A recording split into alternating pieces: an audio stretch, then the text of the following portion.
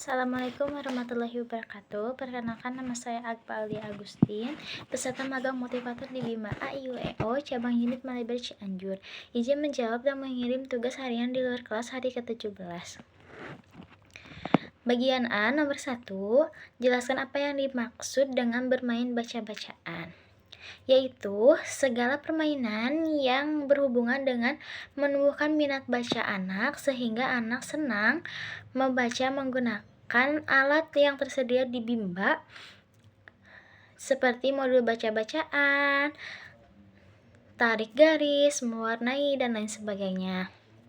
Nomor 2, jelaskan kegiatan apa saja yang termasuk dalam kegiatan bermain baca-bacaan, yaitu modul Bimba, bermain verbal kata, baca majalah Bimba, ataupun berbahasa Bimba.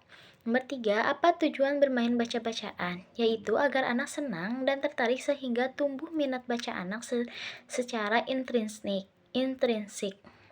Nomor 4, kapan kegiatan bermain baca-bacaan dilakukan oleh motivator? Dilakukan sepanjang kegiatan, bisa di awal, inti, dan akhir. Nomor 5, mengapa kegiatan bermain baca-bacaan menjadi kegiatan prioritas utama yang harus dilakukan oleh motivator? Karena sesuai dengan kata Bimba itu sendiri, yaitu bimbingan minat baca anak, sehingga fokus untuk membimbing minat baca anak.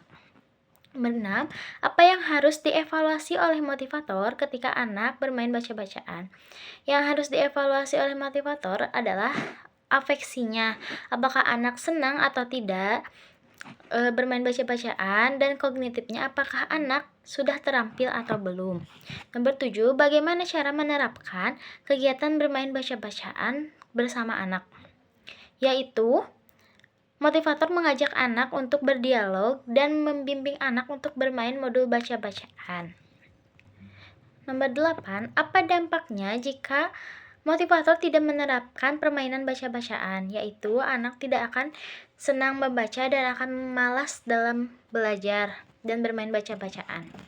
Bagian B nomor 1, jelaskan apa yang diketahui mengenai teori jam bandul dan berikan contohnya, yaitu metode yang digunakan untuk memvariasikan aspek motorik, kognitif, dan psikomotorik secara bersamaan.